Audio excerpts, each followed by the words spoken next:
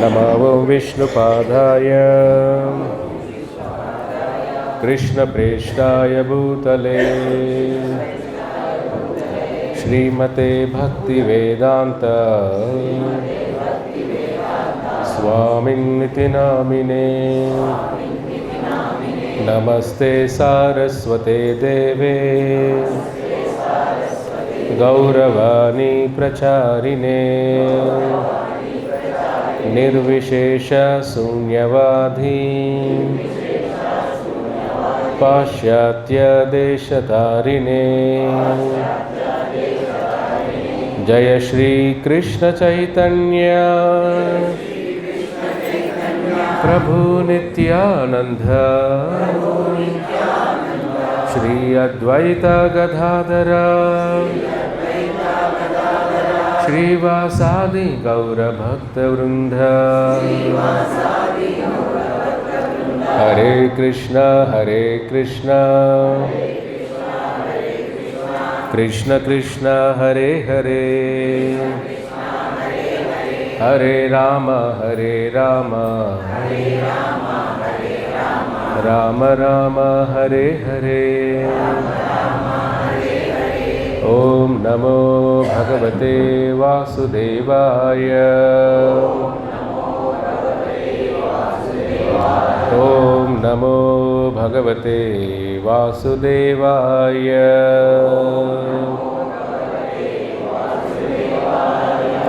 ओम अज्ञानतिमिरान्धस्य ज्ञानाञ्जनशलाकय चक्षुरुन्मिलितं येन तस्मै श्रीगुरवे नमः। हरे कृष्ण। శ్రీరామనవమి తొందరలో వస్తుంది కాబట్టి మనం ఆ శ్రీరామచంద్ర లీలల గురించి కొద్దిగా తెలుసుకుందాం. కాబట్టి భగవంతుడి అవతరణ జరుగుతుందంటేనే మనమంతా కూడా ఆ స్వామి స్మరణలో ఉండాలి. అది కృష్ణాష్టమి అన్నప్పుడు కృష్ణ స్మరణలో ఉండాలి. శ్రీరామనవమి రామలీల స్మరణలో ఉండాలి. మళ్ళీ తర్వాత నరసింహస్వామి జయంతి కూడా వస్తుంది, నరసింహ స్మరణలో ఉండాలి. అంటే ఒక స్వామి అవతరణ ఎందుకు వచ్చింది ఏదో ఆ రోజు మనం ఒకరోజు సెలబ్రేషన్లా కాదు. అది కొంతమంది వారం రోజులు చేస్తుంటారు కొన్ని పండుగలు, అవును కదా. కొంతమంది వాళ్ళ పుట్టినరోజులు 3-4 రోజులు చేస్తుంటారు, పెళ్ళిళ్ళే 3-4 రోజులు చేస్తుంటారు, అవునా కదా. అంటే స్వామి అవతరణ ఎలా చేసుకోవాలి, మనం వారాలు చేసుకోవాలి, ఆ భావంలో ఉండాలి. కాబట్టి శ్రీరామచంద్ర ఎన్నో లీలలు చేశారు ఆయన. కష్టాలు వచ్చినప్పుడు ఒక మనకందరికీ ఒక ధైర్యం ఇచ్చేది రామాయణం. ఎందుకంటే అక్కడ భగవంతుడు కూడా కష్టాలు పడ్డాడు, అర్థమవుతుందా. కృష్ణ భగవాన్ ఎక్కువ కష్టాలేం పడలేదు, అవునా కదా. బాగా సపోర్ట్ చేస్తున్నారు అయితే మీరు. శ్రీరామచంద్రులు ఆయన ఆ లీల, ఆ రామలీలే ఒక అద్భుతమైన ఘట్టం అది. దాంట్లో మనం ఈరోజు రాముల వారు అయోధ్యని వదిలి వెళ్ళే ఘట్టం, అతి బాధాకరమైన ఘట్టం. అది రామాయణంలోనే అతి బాధాకరమైన ఘట్టం ఏదంటే రాముల వారు అయోధ్యను వదిలి వెళ్ళడం, వనవాసం వెళ్ళడం. అది దాని గురించి తెలుసుకున్నాం. మనం కూడా జీవితంలో కష్టాలు వచ్చినప్పుడు కష్టాలని మనం ఎలా ఎదుర్కోవాలి. జీవితంలో ఎప్పుడూ కూడా అన్నీ బంగారు రోజులే ఉండవు. మానవ జీవితం అంటేనే కష్ట సుఖాల కలయిక. నీడని మీరు వేరు చేయగలుగుతారా? మీ నీడ మీ నుంచి వేరవుతుందా? వేరు కాదు. భౌతిక ఈ ప్రపంచంలో కూడా కష్టాలు సుఖాలు వేరు చేయలేము. కష్టాలు ఉన్న చోట సుఖాలు ఉంటాయి, సుఖాలు ఉన్న చోట కష్టాలు ఉంటాయి. కాబట్టి ఇక్కడ రాముల వారు వయసుకు వచ్చిన తర్వాత, మనంతా తర్వాత వినుంటారు మీరు, సీతారామ కళ్యాణం అంతా అయిపోతుంది. దశరథ మహారాజా 60,000 సంవత్సరాలు పరిపాలిస్తారు ఆయన. చూడండి, 60,000 సంవత్సరాలు అయోధ్యాన్ని పరిపాలిస్తారు ఆయన. ఆ యోధ్య అంటే ఏ యుద్ధం కూడా దాన్ని జయించలేరు. అయోధ్య అంటే ఎవరు దాన్ని జయించలేరు అని మీనింగ్, అర్థం. అయోధ్య అంటే యుద్ధంలో దాన్ని మనం జయించలేం. అటువంటి అయోధ్యని 60,000 సంవత్సరాలు దశరథులు పరిపాలిస్తారు. పరిపాలించిన తర్వాత ఆయనకు అనిపిస్తుంది శ్రీరామచంద్రులకి నెక్స్ట్ చక్రవర్తిగా చేయాలి, ఆయనకి వయసు అయిపోతూ ఉంటుంది కూడా అని వశిష్ఠ రాముల వారి యొక్క కుల గురువు వశిష్ఠుడు. ఆయన్ని పిలిచి ఆయనతో పాటు భృగు, కశ్యప, గొప్ప ఋషులందరూ కూడా ఉంటారు దశరథ సభలో. ఒక సభ అంటే గొప్ప సాధువులు కూడా ఉండాలి దాంట్లో. సభ అంటే మనం చూసే సభల్లాగా కాదు. ఇప్పుడు అప్పట్లో రాజుల సభ అంటే ఏమిటి, ఋషులు కూడా దానిలో భాగమయ్యేవాళ్ళు. రాజుకి సలహాలు ఇచ్చేవాళ్ళు, ఎలా పరిపాలించాలి, ధర్మబద్ధంగా ఎలా పరిపాలించాలి. అప్పుడు ఆయన చెబుతారు, ఇప్పుడు నాకు వయసు ఎక్కువైపోతుంది, ఇంత కార్యక్రమాలు చేయలేను, కాబట్టి శ్రీరామచంద్రునికి పట్టాభిషేకం చేద్దాం. అందరూ కూడా ఆనందంగా ఉప్పొంగిపోతారు. ప్రజలు కూడా అది విని, ఓ రామచంద్రులు అంటే అందరికీ ఇష్టం. ఎందుకంటే చాలా వినయంగా ఉంటారు, గర్వమే ఉండదు. ఇప్పుడున్న ప్రపంచం ఎలా చూస్తాం మనం, కొద్దిపాటు ఉన్న గర్వం చాలా ఆకాశం అంత ఉంటుంది. వాడి బ్యాంకులో ఎంతే ఉంటుంది, వాడి బిహేవియర్ ఎలా ఉంటుంది, కొండంత ఉంటుంది. అవునా కదా? రాముల వారు ఏంటి, సాక్షాత్ భగవంతులైన వినయంగా ఉండేవారు. చాలా మాట్లాడుతుంటే కూడా ఒక సౌమ్యంగా, అంటే ఎలాగైతే మనకు మంచి ఆహారం చూసి తినాలనిపిస్తుందో, రాముల వారు మాట్లాడుతుంటే వినాలనిపిస్తుంది. అంత శ్రవణాన్ని, చెవులకి అంత అమృతం పోసి అనిపిస్తుంది ఆయన మాట్లాడుతుంటే కూడా. ఆయన చూస్తే తిట్టలేము ఆయన్ని, అంత వినయంగా ఉంటారు. అర్థమవుతుందా? ఆ రూపమే ఒక మర్యాద పురుషోత్తమ రూపం అంటాం రాముల వారిని. ఏమంటాం? మర్యాద పురుషోత్తమ. శ్రీకృష్ణ భగవాన్ ఏమంటాం మనం? శ్రీ పూర్ణ పురుషోత్తమ, లీలా పూర్ణ పురుషోత్తమ. స్వామి లీలలన్నీ కూడా పూర్ణంగా ఉంటాయి. ఇక్కడ రాముల వారు మర్యాద పురుషోత్తమ, ఆ లీల. సో ఎప్పుడైతే అందరూ ఆనందపడిపోతారు, మంత్రులు కానీ, దశరథుడు మంత్రి ఉంటారు, అతని పేరేమిటి ఎవరికి తెలుసా? సుమంత్ర. ఏం పేరు అని పేరు? గొప్ప గొప్ప జ్ఞాని, గొప్ప జ్ఞాని సుమంత్ర. మంత్రి ఎప్పుడు ఆ విధంగా ఉండాలి. రాజుకి సలహాలు ఇచ్చేవారు ఎలా, రాజుకి తెలివైన వాళ్ళు ఉండాలి కదా. మన ఎలా ఉంది ఇప్పుడు ప్రపంచం అంతా, ఏమంటే మంచి సలహా ఇస్తే మనం పక్కన పెడేస్తాం మనం. అవునా కదా? మనకు సలహాలు ఇచ్చేవారు మనకన్నా తెలివైన వాళ్ళు పెట్టుకుంటే మనం ముందుకెళ్తాం. మనకన్నా తెలివి తక్కువ పెట్టుకుంటే ఎక్కడికి వెళ్తాం? వెనక్కి వెళ్తాం. అవునా కదా? సుమంత్ర అంత తెలివైన వాడు. అందరూ కూడా వెరీ గుడ్, రాముల వారు పట్టాభిషేకం, అందరూ ఎదురు చూస్తూ ఉంటారు, ఊరంతా కూడా ఆనందపడిపోతుంది. ఇప్పుడు దశరథుడికి వెంటనే రాముల వారిని పిలుచుకోనమంటారు. మెసేజ్ వెళ్తుంది, రాముల వారు ఎందుకు పిలుస్తున్నారు ఈ సభలో, ఈ టైంలో అని వస్తారు. సభలు అందరూ ఉంటే అప్పుడు దశరథుడు పిలిచి చెబుతాడు, రామా, నేను ఇంకా రాజ్యాన్ని పరిపాలించే శక్తి నాకు లేదయ్యా, నువ్వు నా జ్యేష్ఠపుత్రుడివి, అర్థమవుతుందా, నా పెద్ద కుమారుడు నువ్వే, ప్లస్ నీలో గుణాలు కూడా ఉన్నాయి. ఊరికే నెక్స్ట్ తరానికి గుణాలు కూడా చూసి వాళ్ళకి ఇవ్వాలి.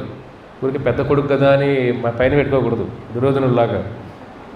వాడు ముంచేస్తాడు, కుల నాశనం. అర్థం, గుణాలను బట్టి ఇవ్వాలి అధికారం. ఎప్పుడు నీలా గుణాలు ఉన్నాయి, పెద్ద కొడుకు రెండు ఉన్నాయి, కాబట్టి నేను చక్రవర్తిగా చేయాలనుకుంటున్నాను అని అంటారు. రాముల వారు సరే నాన్నగారు, ఎగ్జైట్ అయిపోయి జంప్ కొడేసి నెక్స్ట్ నేనే చక్రవర్తి అట్లంతా ఏమి ఉండదు. ఇప్పుడు మీరు వచ్చి 100 కోట్లు ఆస్తుందిరా బిడ్డ, లేక నీకే రాను సీట్ ఏదైనా వాడు ఏమంటాడు, బా మన పట్టగలుగుతారా మీరు, అంతే చిందులేసి మిమ్మల్ని తొక్కేస్తాడు కూడా, అడ్డొస్తే మీరు మధ్యలో ఏమన్నా అధికారానికి అడ్డొస్తే. అలా ఉంది కలియుగం. రాముల వారు ఎంత వినయంగా ఒకే తండ్రి గారు అని చెప్పి వెళ్తారు. సో వెళ్ళేటప్పటికి వెళ్ళి వెంటనే కౌశల్య దగ్గరికి వెళ్తారు. కౌశల్య ఎవరు? కౌశల్య తల్లి గారు. అక్కడికి వెళ్తే లక్ష్మణుడు ఉంటారు. లక్ష్మణుడు తల్లి పేరేమిటి? సుమిత్ర ఉంటారు. వెళ్తానే కౌశల్యకి, అప్పుడే కౌశల్య ఏం చేస్తుంటుంది? రంగనాథ స్వామికి ఆరాధన చేస్తూ ఉంటుంది. దశరథుడు ఆరాధన చేసిన విగ్రహం ఏమిటి? శ్రీ రంగనాథ. తమిళనాడు వెళ్ళారా మీరు? శ్రీరంగంలో రంగనాథ విగ్రహం ఎవరు ఆరాధన చేసింది? శ్రీరామచంద్రులే స్వయంగా ఆ విగ్రహాన్ని ఆరాధన చేస్తారు అయోధ్యలో. తర్వాత శ్రీరంగానికి తర్వాత వస్తుంది, అర్థమవుతుంది. అది వేరే లేదు. అది ఆ విగ్రహం ఎక్కడ ఉంది? అయోధ్యలో ఉన్న విగ్రహం. అది శ్రీరంగంలో ఉన్న విగ్రహం రంగనాథ స్వామి. దశరథుడు స్వయంగా స్వామికి సేవ చేసేవాడు. కౌశల్య ఆ రంగనాథ స్వామిని స్మరణ చేస్తూ ఉంటే అప్పుడు రాముల వారు వస్తారు, నమస్కారం చేస్తారు. వచ్చి ఇలాగా తండ్రి గారు అలా చెప్పారు అంటే కౌశల్య ఆనందపడిపోతుంది. అయ్యా, నువ్వు సరైన గుణాలు ఉన్నాయి నీలో, ఈ రాజ్యాన్ని మంచిగా పరిపాలించాలి బిడ్డ అని మంచిగా తల్లి ఆశీర్వదిస్తుంది. ఇప్పుడే ఆ నారాయణుని వేడుకుంటున్నా నేను. చూడండి, నారాయణ ఇట్లా ఉన్నాడు. కరెక్ట్. ఆ వాత్సల్య భావం వాళ్ళందరికీ రాముల వారైనా బిడ్డ అంతే. అర్థమవుతుందా? ఆయన కదిలే నారాయణుడు కదా, కదిలే నారాయణ, ఆయన నడిచే నారాయణ ఆయనడే. కానీ వాళ్ళు రంగనాథ స్వామి ఆరాధన చేసేవాళ్ళు. సో అది అయిన తర్వాత లక్ష్మణుడు అంత ఆనందపడిపోతాడు. అన్న, నీ పక్క లక్ష్మణ, రాజ్యం చక్రవర్తి నేనైనా నువ్వు నాకు ఫుల్గా నువ్వు సపోర్ట్ చేయవాలయ్యా. లక్ష్మణుడు ఆనందపడిపోతాడు, సుమిత్ర ఆనందపడిపోతారు. అంత న్యూస్ అలాగా హ్యాపీగా ఉన్న సిచ్యువేషన్స్. తర్వాత రాములు సీతాదేవికి వెళ్తారు. సీతాదేవి ఇలా మా తండ్రి గారి పిలిచి ఇలా చెప్పారు అని సీతాదేవి ఆనందపడిపోతుంది. ఎందుకంటే సేవ. అది చక్రవర్తి వదిలిన సింహాసనం కూర్చుందానికి ఆనందం కాదు అది. ఎందుకని? సేవ చేసే అదృష్టం. ఒక రాజుకి ఏమిటి? క్షత్రియులు అంటేనే అంటేనే బాధలు, ప్రజల కోసం బాధలు పడేవాడు, దెబ్బలు తీసుకోవాలి క్షత్రియుడు అంటేనే. ఇక్కడ సీతాదేవి ఆనందపడిపోతుంది రాముల వారు చక్రవర్తి పట్టాభిషేకం అని. ఇది హ్యాపీ న్యూస్. సిటిజన్స్, అయోధ్యలో ఉన్న ప్రజలందరూ కూడా అప్పుడు సెలబ్రేషన్లు మొదలైపోతాయి. రాములు వారు చక్రవర్తి అవుతున్నారు అని జరిగే సమయంలో దశరథుడికి పీడకల వస్తుంది. ఒక పీడకల. ఒక్కోసారి మనం అనుకుంటాం కళలు కూడా కొన్ని ముందే జరగబోయి కొన్ని మనకు చెప్తాయి. అట్లాగా సైన్స్ అంటాం దాన్ని. ఆ కళలు కూడా దాన్ని బట్టి నెక్స్ట్ ఇలా ఏం జరగబోతే ఊహించుకోవచ్చు. అర్థమవుతుందా? సో ఇక్కడ దశరథుడికి ఒక పీడకల వస్తుంది. పీడకల వచ్చినప్పుడు ఆయన భయపడిపోతాడు. అంటే నేను ఎక్కువ రోజులు బతకనేమో, ఇంకా ఇది రాముని వారి పట్టాభిషేకం అనుకుంటుంటే ఒక పీడకల వచ్చిందంటే పట్టాభిషేకం జరగదేమో అనే భయం వచ్చేస్తుంది. వెంటనే రాముల వారిని మళ్ళీ పిలుస్తాను. రామా, నాకు పీడకల వచ్చింది, పట్టాభిషేకం రేపు వరకు వద్దు, ఇప్పుడే చేసేద్దామంటాడు. చూడండి, ఎందుకంటే రేపు ఏమవుతుందో తెలియట్లేదు, నాకు భయంగా ఉంది, ఇప్పుడే మొదలు పెట్టేద్దాం. కాబట్టి నువ్వు నీ భార్య సీతాదేవి ఏం ఆహారం తీసుకోవద్దయ్యా ఇప్పుడు అని అంటాడు. రాత్రిలో పిలిచి డిన్నర్ తినద్దు, ఉపవాసం ఉండండి, నాకు పీడకలు వచ్చింది, వెంటనే పట్టాభిషేకం మొదలు పెట్టేద్దాం అని వశిష్ఠుడిని అందరిని పిలుస్తారు. రేపు వరకు వద్దయ్యా, ఇప్పుడే మొదలు పెట్టేసేయండి. ఇంకా సుమిత్ర ఏర్పాట్లు అన్నీ మొదలుపెట్టి వస్తాయి. ఇంకా అందరూ ఇంక ఏర్పాటు మొదలు పెట్టేస్తారు ఇంకా రాత్రిలోనే పట్టాభిషేకం కోసం. ఈ సమయంలో మంతర అలా పైకి వెళ్తుంది, బిల్డింగ్ పైకి వెళ్ళి చూస్తుంటే ఊరంతా కేరింతలు, పండగ వాతావరణం అంతా ఉంటే కౌశల్య దానం చేస్తూ ఉంటుంది, బంగారు గోవులు దానం చేస్తూ ఉంటుంది. రాముల వారు పట్టాభిషేకం కదా అని దానం చేస్తూ ఉంటారు. మంతర అన్నీ చూస్తుంది. అలాగా చూసి ఇదే రైట్ సమయం ఇది అని కిందకి దిగి ఎవరి దగ్గరికి వెళ్తుంది? కైకేయి. అందరూ మంచి క్యారెక్టర్ అది, మన అందరిలో ఉంది ఆ కైకేయి, అవునా కదా? రామాయణంలో ఇంపార్టెంట్ క్యారెక్టర్ కైకేయి, మంతర. అది మన ఇద్దరు మన బెస్ట్ ఫ్రెండ్స్ లాగా. వాళ్ళు ఏమన్నా ముంచేయాలంటే ఫస్ట్ వాళ్ళు లోపలికి వస్తారు, అలాగా, అవునా కదా? కలియుగంలో మనకి ఏ క్యారెక్టర్ కలియుగంలో అందరూ మనలో ఉన్నారు, మీరు టెన్షన్ అవసరం లేదు. సత్యయుగం తర్వాత ద్వాపారయుగంలో ఉన్న క్యారెక్టర్లన్నీ కూడా, రాక్షస గుణాలన్నీ కూడా కలియుగంలో పుష్కలంగా ఉన్నాయి. అర్థమవుతుందా? అన్ని యుగాల సారం అంతా కలియుగంలో ఉంది. మన హృదయంలో ఉన్న క్యారెక్టర్లన్నీ కూడా. ఎప్పుడైతే కైకేయి హ్యాపీగా, ఆనందంగా, జాలీగా ఉంటుంది. ఆవిడ మంతర వెళ్తానే తిడుతుంది, నీకు ఏదన్నా మైండ్ ఉందా నీకు అని అంటుంది. ఏమైంది అంటుంది. రాములు వారి పట్టాభిషేకం కదా అంటే, ఓ ఎంత అద్భుతమైన న్యూస్ చెప్పావు, ఇదో నాగా తీసుకో, నువ్వు డైమండ్ ఇచ్చేసిన అలాగా. అసలు నీకు బుర్ర అసలు బుర్రే లేదు నీకు. ఎందుకంటావు? రాములు వారు శ్రీరామచంద్రుడి పట్టాభిషేకం అంటే మనందరం కూడా ఆనంద విషయం కదా, కాబట్టి నాకు దేనికైనా ఆనందం ఏముంది నా జీవితానికి అని ఆనందపడిపోతుంది కైకేయి. ఆనందపడిపోయి, నీకు మంచి న్యూస్ చెప్పావు కదా, నువ్వు నగ తీసుకోవని ఇస్తుంది. మళ్ళీ నీకు ఇంకా బుర్ర లేదా అంటే, ఓ దీనిలో తృప్తిగా లేవా నువ్వు, ఇంకా నగలు తీసుకొని చేస్తుంది. అంటే అంత ఆనందం కైకేయికి, శ్రీరామచంద్ర పట్టాభిషేకం జరుగుతుంది కదా అని. మంతర ఆ 2 నగలు తీసుకుని ఇసిరే అలా వేస్తుంది. చూడండి, మంతర ఎవరంటే దాసి. కైకేయి వాళ్ళ నాన్న పంపిస్తాడు, చాలామంది సర్వెంట్లతో ఒక దాసుని కూడా పంపిస్తాడు. ఈవిడ కూడా ఒక సర్వెంట్లా కైకేయికి సేవ చేయమని. అది ఇసిరేస్తుంది. కైకేయికి అడుగుతుంది, ఏమైంది నీకు అలా ఇసిరేస్తున్నావు ఏంటి అని అడుగుతుంది. అసలు నీకు బుర్ర లేదు, పట్టాభిషేకం రాముల వారికి అయితే నీ కొడుకు పరిస్థితి, నీ పరిస్థితి ఏంటి? ఏమంది?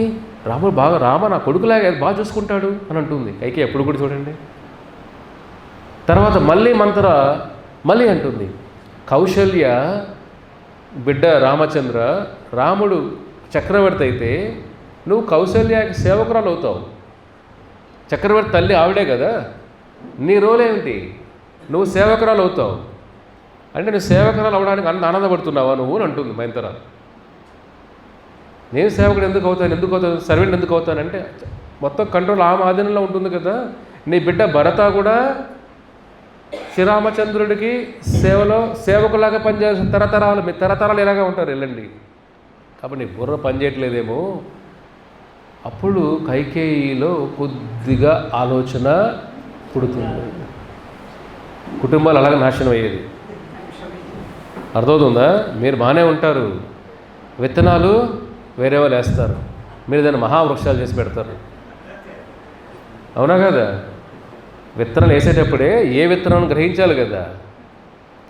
అందుకే కైకేయిలు ఏమవుతుంది, కొద్దిగా గ్రీడ్, లోభం కొద్దిగా పుడుతుంది. చూడండి, మన మనిషి ఒక రాక్షసుడు ఎలా అవుతాడంటే ఈ కామక్రోధ లోపాలు ఎలా హృదయాన్ని ప్రభావితం చేస్తాయో చూడండి. కైకేయి అంత ఆనందంగా ఉన్న కైకేయి ఎప్పుడైతే మంతర ఒక భయాన్ని పుట్టించిందో కైకేయి మనస్సులో, నీ జీవితం అయిపోతుంది, బిడ్డ జీవితం అయిపోతుంది, ఏ తల్లి అనిపిస్తుంది కదా.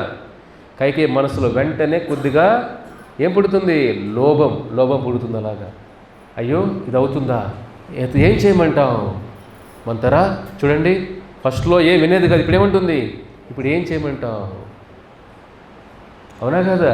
మిమ్మల్ని భయపెడితే చక్కని మీరు అడుగుతారు కదా, ఇప్పుడు ఏం చేయమంటావు? అయితే మంతర ఎప్పుడైతే వింటుందో, మంతర నీకు గుర్తు చేస్తాను, దశరథుడు యుద్ధంకి వెళ్ళినప్పుడు దేవతల కోసం యుద్ధంలో గాయపడినప్పుడు నువ్వు అతన్ని రక్షించావు, దశరథుడిని రక్షించావు. కాబట్టి నీకు అతను ఏదైనా కోరుకో అంటే నువ్వేది వద్దున్నావు, కానీ దశరథుడు బలవంతం చేస్తావు, ఏదైనా కోరుకో, నాకు ఇంత సేవ చేస్తావు కదా అంటే 2 కోరికలు తీసుకో అంటే సమయం వచ్చినప్పుడు తీసుకుంటానని చెప్పావు కదా నువ్వు అని అంటు. అవును గుర్తుంది, అది ఇప్పుడు అడుగు. ఏమడగాలి? మొదటి కోరిక భరత ఈ అయోధ్య చక్రవర్తి చేయమని అడుగు. రెండవది శ్రీరామచంద్ర అడవులకి ఈ క్షణమే వెళ్ళాలని చెప్పు. అర్థమవుతుందా? కైకేయి వింటానే మంతర ఏమి అద్భుతమైన కోరిక చెప్పావు, ఏమి అద్భుతంగా చెప్పావు నువ్వు.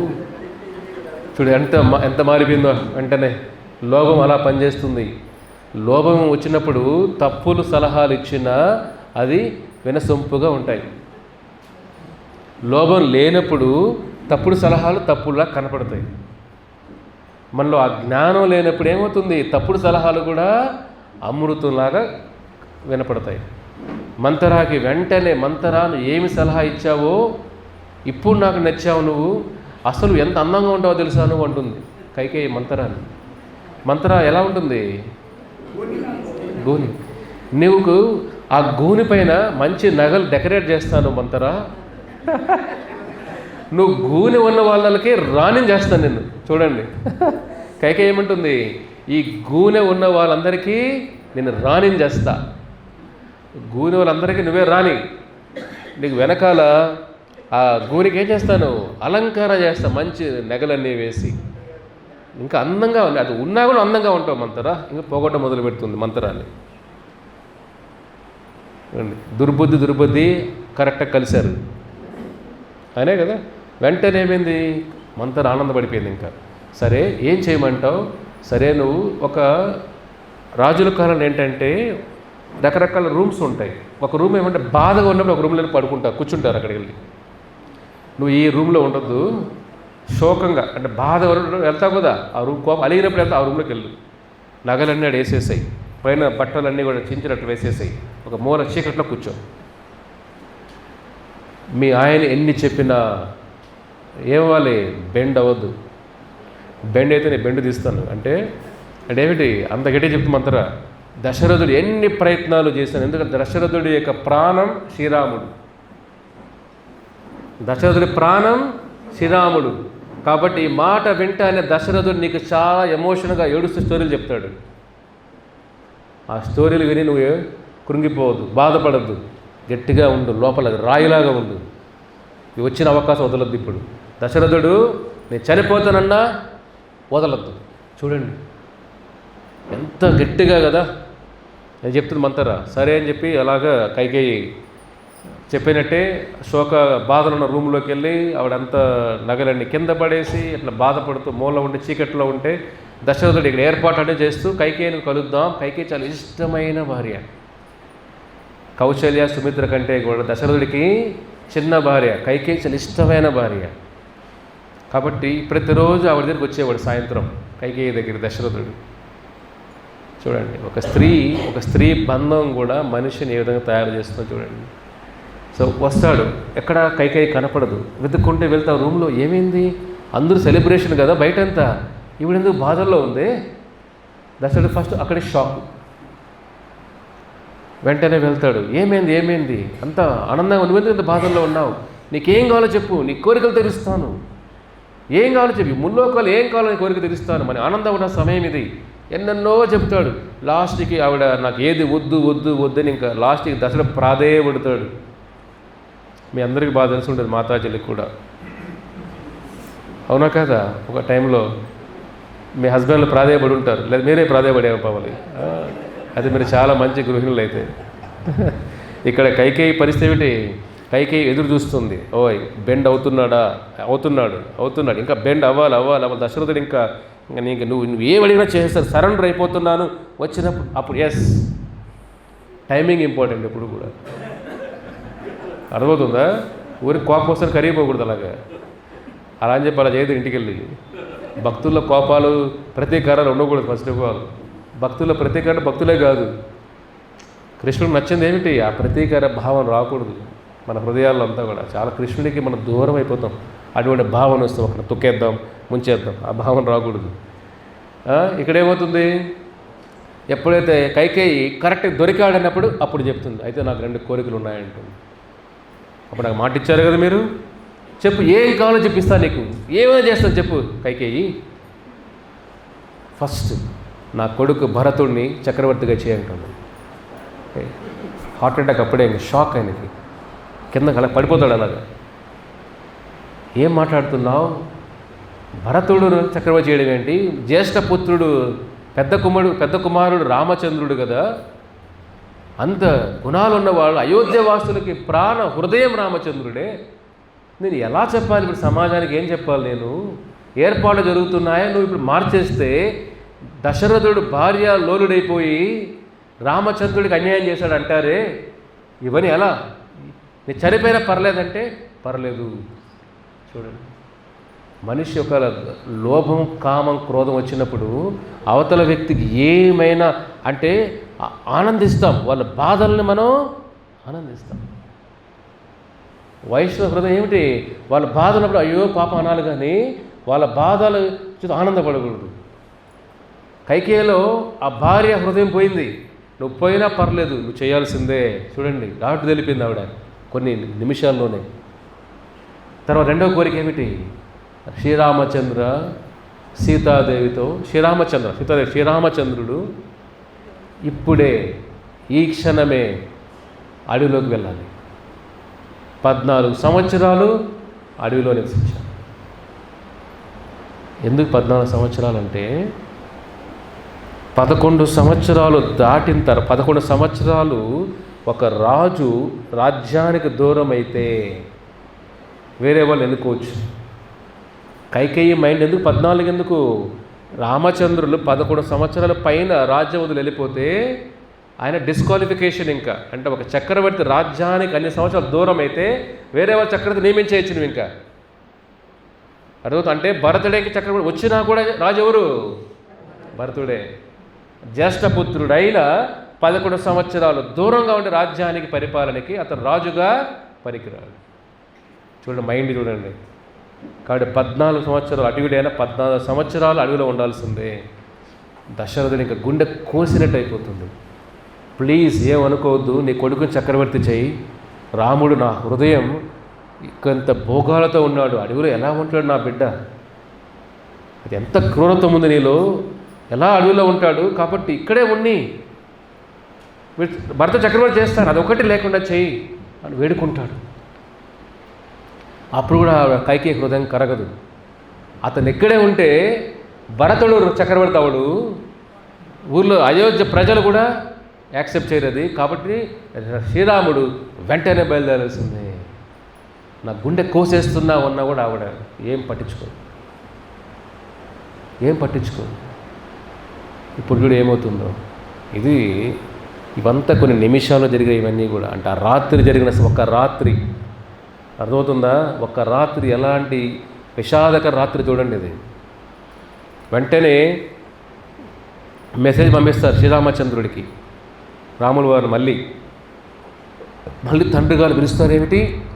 అప్పుడు రాముల వారిలో కొద్దిగా భయం మొదలవుతుంది. అంటే ఏదో కీడు జరగబోతుంది అని ఊహిస్తారు ఆయన ముందే. వస్తానే దశరథుడు ఆల్రెడీ ఒక స్పృహతో పడిపోయి ఉంటాడు, తట్టుకోలేక బాధలు. ఆ వార్త కైకేయి ఎలా ఉంటుంది? దశరథ చెప్పే స్థితిలో లేడు, స్పృహలో పడిపోయి ఉంటాడు కూడా. రాముల వారు వస్తే కైకేయి చెబుతుంది, శ్రీరామచంద్ర మీ తండ్రి గారి కోరిక నాకు ముందు ఇచ్చున్నారు, అంటే కోరికలు ఇప్పుడు నేను కోరాను. భరతుడు చక్రవర్తి అవుతాడు. ఓ సర్లే తల్లి. చూడండి, ఏమాత్రం రాముల వారిలో చదివి ఏమీ లేదు. భగవంతుల్లో వైరాగ్యం గుర్తుపెట్టుకోవాలి ఎప్పుడు కూడా. షడ్ గుణాల్లో షడ్ ఐశ్వర్యాలు, ఆయనకున్న 6 ఐశ్వర్యాల్లో భగవంతుల్లో ఒక ఐశ్వర్యం ఏమిటి? వైరాగ్యం. అనంతమైన వైరాగ్యం ఉంటుంది భగవంతుల్లో. మన వస్తువు కోల్పోతూనే ఎలా తరడిల్లిపోతాం మనం. ఒక వస్తువు కోల్పోయినా కానీ అంతే కదా. ఒక జాబ్ పోయినా కానీ, ఒక పొజిషన్ పోయినా కానీ, ఒక డబ్బులు పోయినా కానీ, కుటుంబంలో ఒక బంధం పోయినా చాలా కోల్పోయినట్టే జీవితం ప్రారంభమైనట్టు అనిపిస్తుంది. రాముల వారు చూడండి, ఒక చక్రవర్తి అయ్యే అవకాశం కొన్ని నిమిషాల ముందే వచ్చి అలాగా మళ్ళీ ఇప్పుడు మీకు ఎవరైనా సీఎం అవుతారని చెప్పారనుకోండి, మీ పరిస్థితి ఎలా ఉంటుంది? గాల్లో తేలుతూ ఉంటారు మీరు, అవునా కదా? సడన్గా న్యూస్ వస్తుంది మీరు సీఎం కాదని, అవునా కదా? ఎంత అప్పుడు వెంటనే విషాదం అయిపోతుంది కదా. రాముల వారు సరే, ఇంకో కోరిక ఏమిటి? నువ్వు వెంటనే అడవిలోకి వెళ్ళాలి అని అంటారు. అప్పుడు ఆయనకి అప్పుడు కూడా బాధ లేదు. తల్లి నా తండ్రి ఒక మాట చెబితే బాగుంటుంది, మా తండ్రి ఒక మాట చెప్పుంటే బాగుండేది, కానీ ఆయన హృదయాన్ని కోసేసావే. అర్థమవుతుందా? ఇది ఆయన చెప్పుంటే బాగుండేది, ఆయన ఆ స్థితిలో తీసుకొచ్చేసావే నువ్వు. అదే నువ్వు నాకు డైరెక్ట్గా చెప్పుంటే. చూడు రాముడు ఏమంటున్నారు ఇక్కడ, ఆయనకి ఎందుకు చెప్పావు? నువ్వు నాకే చెప్పుంటే నేను వెళ్ళిపోయేవాడిని కదా. దశరథుడి వరకు ఎందుకు వెళ్ళావు నువ్వు తల్లి? నాకే చెప్పుండాలి కదా నువ్వు. అతను అట్లీస్ట్ మా తండ్రి ఆ స్థితిలో చూడలేకపోతున్నా నేను, నువ్వు నాకు చెప్పుంటే నేను అప్పుడే వెళ్ళిపోయేవాడిని కదా. చూడండి, ఆ క్షణంలో కూడా రాములు వారు తండ్రి బాగోగులు చూస్తున్నాడు. కలియుగంలో ఎలా ఉన్నాడు బిడ్డలు? రాములు వారు ఏంటి అంతే పోయినా ఆయన ఆరోగ్యం బాగాలేదే పాప, ఆయన అంత బాధపడుతున్నాడే, నాకే చెప్పుండు జగ తల్లి అని కైకేయిని వేడుకుంటాడు. ఇంకా బాధ ఇవ్వద్దు ఆయనకి పాపం అనుకున్నట్టే నేను వెళ్తాను, కానీ మా తండ్రి గారు చెప్పుంటే బాగుండే. కానీ దశరథుడు మాట్లాడే స్థితిలో కూడా ఉండడు ఆయన. అప్పుడు అంటుంది, నా మాటే ఆయన మాట కూడా, రామచంద్ర వెంటనే బయలుదేరు అని అంటుంది. అన్ని ఏర్పాట్లు అయిపోయి ఉంటాయి. ఇప్పుడు ఎలా ఉంది చూడండి, మళ్ళీ వెళ్తారు. చెప్పాలి కదా, ఇంకా ఫస్ట్ వెళ్తానే కౌశల్య దగ్గరికి వెళ్తాడు. తల్లి కాబట్టి, తల్లి నీకు ఒకటి చెప్పాలి, స్టోరీ మొత్తం చెప్తారు. కౌశల్య అంటే అక్కడే కొలాప్స్ పడిపోతుంది ఆ తల్లి. అంటే రాములు వారి హృదయం, కౌశల్య దశరథ హృదయం. ఓ నా బిడ్డను అడవిలోకి వెళ్తున్నావా, చక్రవర్తి అవ్వట్లేదా, నువ్వు అడవిలోకి పంపిస్తున్నారు 14 సంవత్సరాలు అని అది వెంటనే తట్టుకోలేకపోతుంది. పక్కన లక్ష్మణుడు కోపం రగిలిపోతుంది లక్ష్మణుడికి. ఎందుకంటే రాములు వారు పిలిచినప్పుడు లక్ష్మణుడు బయటే ఉంటాడు, అన్నీ వింటాడు. రామ ఒక్క ఆర్డర్ ఇవ్వు, దశరథుని చంపేస్తాను. చూడండి, ఎందుకని రాజ్యం ఎప్పుడూ కూడా గుణాలు ఉన్న వాళ్ళ దగ్గర ఉండాలి రామా. అప్పుడు లక్ష్మణుడు అంత అద్భుతంగా మాట్లాడతాడంటే, దశరథుడు స్త్రీలోడు అయిపోయాడు, ఒక స్త్రీకి లోలుడైపోయాడు. ఒక చక్రవర్తి, రాజ్యం ముఖ్యం చక్రవర్తికి, కుటుంబం కాదు. పరిపాలించే నీలాంటి చక్రవర్తి అయోధ్య ఈ లోకానికి హితం జరుగుతుంటే ఒక భార్య అలాంటి కోరిక అడిగినా కానీ మందలించి పక్కన పెట్టాల్సిన దశరథుడు ఆవిడ కోరికల కోసం లొంగిపోయాడు కదా, అతను బతుకున్న లేనట్టే రామా, చంపేస్తాను రామా అంటాడు. కాబట్టి ఎలా అవసరం లేదు రామా అంటాడు. లక్ష్మణ్ భావం ఎలా ఉంటుంది చూడండి. బలరాముడు ఆయన ఉన్నారు కదా ఇక్కడ, జగన్నాథ బలదేవ సుభద్రకి జయ. బలరాముడు ఏమిటి, స్వామికి ఏదైనా ఇబ్బంది వస్తే ముందు దూకేది బలరాముడే. ఆ బలరాముడు అంశే లక్ష్మణుడు. లక్ష్మణుడు ఏమంటున్నాడు ఇక్కడ, నువ్వు ఆజ్ఞ అన్నా ఏందా నీ మాటలేంటయ్యా, తండ్రిని చంపడం ఏంటి, తండ్రి ఇది ఎంత బాధలు ఇచ్చినా మనం స్వీకరించాలి. ఇప్పుడు రాములు వారు చెప్తారు, లక్ష్మణుడు కోపాన్ని చల్లారిస్తారు. కాబట్టి అన్నా నేను నీతో పాటే వస్తానంటాడు. వనవాసం నాకయ్యా, నీకు కాదు. నువ్వు ఇక్కడ ఉండి కౌశల్య అందరిని బాగా సీతాదేవి అందరినీ బాగా చూసుకో, నువ్వు నేను వెళ్ళొస్తాను, 14 సంవత్సరాలు ఉండి వస్తానంటే లక్ష్మణుడు ఒప్పుకోడు. లక్ష్మణుడు ఏమంటాడు, రామ నువ్వు లేని జీవితం నాకెందుకు, అయోధ్య శ్మశానంతో సమానం నాకు. అర్థమవుతుందా? భగవంతుడు లేని గుడే కాదు, భగవంతుని ఇల్లు కూడా ఏమిటి, శ్మశానంతో సమానం. హరినామం ఎక్కడైతే జరగదో ఇల్లు కూడా ఏమిటి, శ్మశానంతో సమానం. ఇది హనుమంతుడు అన్న మాటలు ఇవన్నీ కూడా.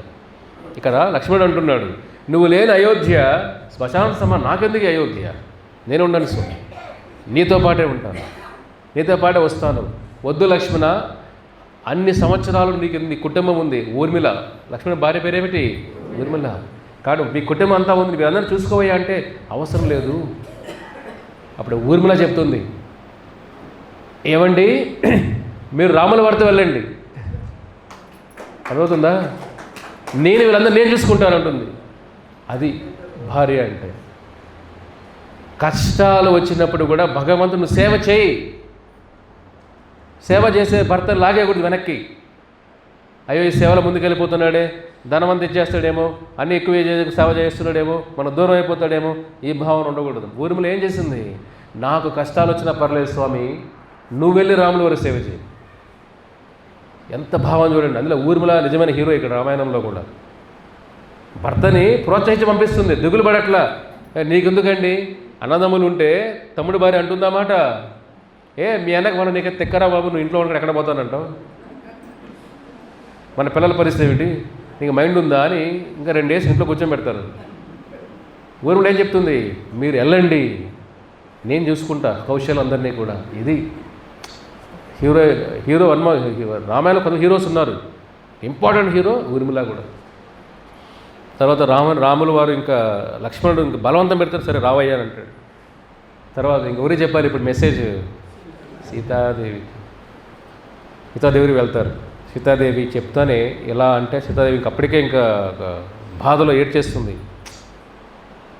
ఎందుకని రాజ్యం చక్రవర్తి అయినట్టు కాదు స్వామి, మీరు అడవుల్లోకి వెళ్ళడం ఏమిటి? అర్థమవుతుందా? మీరు ఎంత కోమలంగా ఉంటారు, మీరు అడవులు ఎలా ఏమిటి అని ఏడ్చేస్తారు తల్లి. నేను కూడా వస్తాను స్వామి అంటాడు. రాముడు ఒప్పుకోరు. సీతాదేవి నువ్వు గారాభంగా పెరిగావు మీ తండ్రి గారి దగ్గర. ఎవరు తండ్రి గారు? జనక.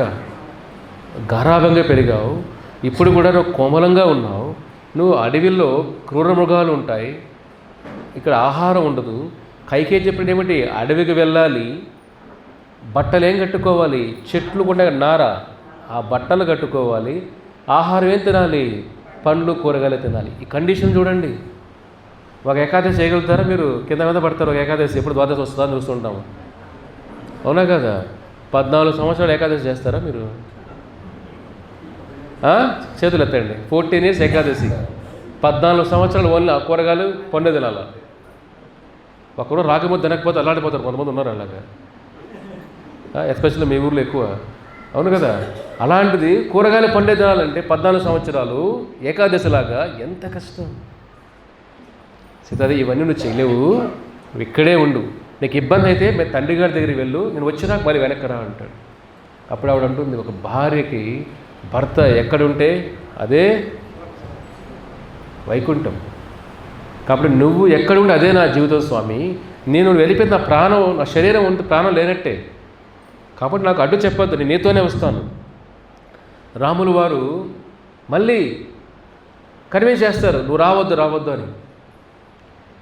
సీతాదేవి ఒప్పుకో. సీతాదేవి అంటుంది, భార్యని పోషించలేనప్పుడు ఎందుకు పెళ్లి చేసుకున్నావు అంటుంది. చూడండి, రాములు వారి యొక్క కోపంతో ఒక మాట అంటుంది, మరి ఎందుకు పెళ్లి చేసుకున్నావు అని అంటుంది.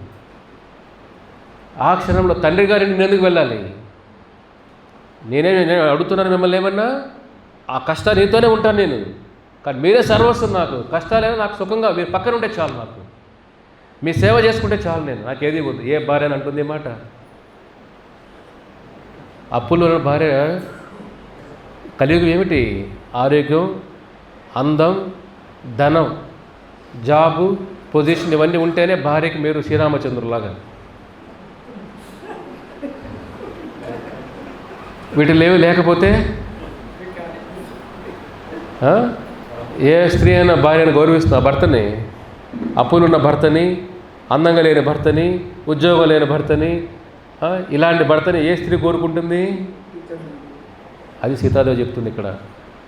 పతివ్రత్యం అంటే ఇది, అది ఒక భర్త గొప్ప భక్తుడైతే ఆ భార్య భక్తిలో లేకపోయినా,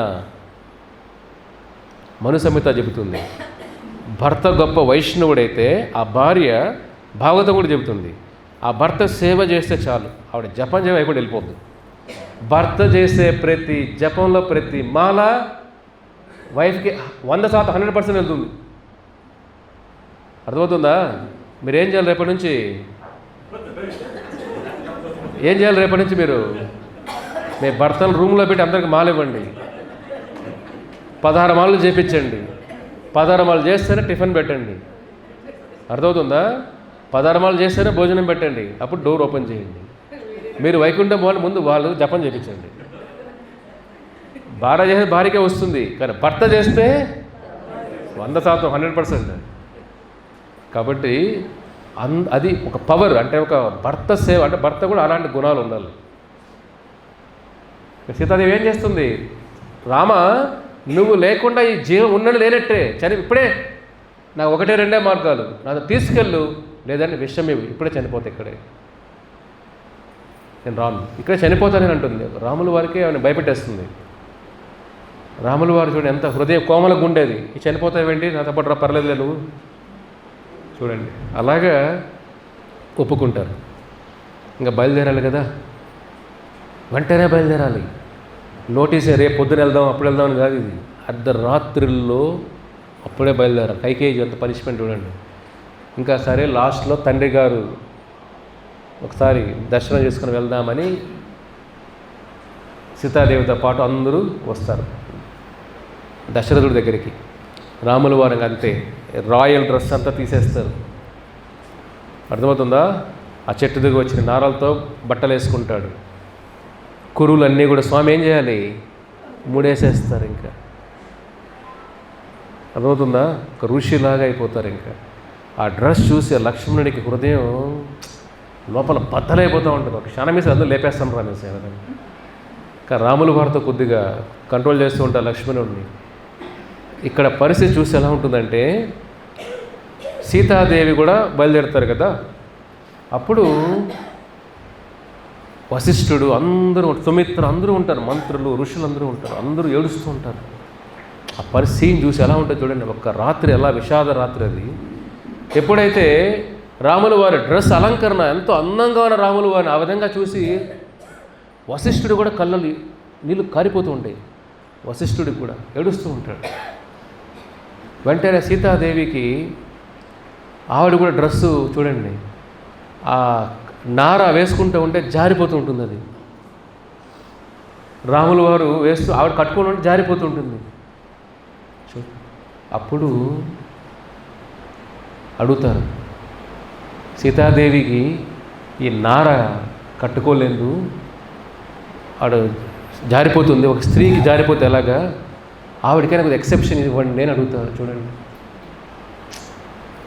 ఎంత బాధ కదా ఇది. లక్ష్మీదేవి ఆ తల్లి. సీతాదేవి ఎవరు? లక్ష్మీదేవి. లక్ష్మీదేవికి ఇంత చెట్టులు వచ్చిన నార కట్టుకోవాలంటే నిలబడట్లేదు. కానీ రూల్ అందరూ నారలో కట్టుకోవాలి కదా, అదే డ్రెస్సు. అది వినిన తర్వాత లక్ష్మణుడికి వశిష్ఠుడికి అందరూ కోపం వచ్చేస్తుంది. కైకేయి మనసు కరగదు. అప్పుడు సరే సీతాదేవి కరిగిపోతుంది అనేసి సీతాదేవి చీర పైన ఆ నార బట్టలు కడతారు. రామచంద్రులు స్వయంగా కడతారు. ఎందుకంటే స్త్రీకి శీల ముఖ్యం కదా. స్వయంగా అతను చీర పైనే వేరే ఆప్షన్ లేదు, ఇంకా దానికి ఒప్పుకుంటారు. అలాగా సీతాదేవి చీర పైన నార బట్టలు కడతారు ఆ తల్లికి. ఇదంతా జరుగుతుంది. పరిస్థితి ఎలా ఉంటుంది అంతే భయంకరంగా ఉంటుంది రాత్రి అంతా కూడా. కానీ రామచంద్రులు ఏమంటే, దశరథుడు ఏడుస్తాడు, రామ నేను బతకను, ఇంక బతకను, ఇంకా నువ్వు వెళ్ళిన తర్వాత నేను బతకలేను ఈ లోకంలో. అప్పుడు రాముల వారు దశరథుడికి ధైర్యం చెప్తాడు. తండ్రి మీరు బాధపడద్దండి, ఇది జరగాల్సింది, మనం తప్పకుండా ఇది చేయాల్సిందే. నేను బాధగా వెళ్ళట్లేదు, ఒక తండ్రి ఇచ్చిన వాగ్దానం కోసం వెళ్తున్నా.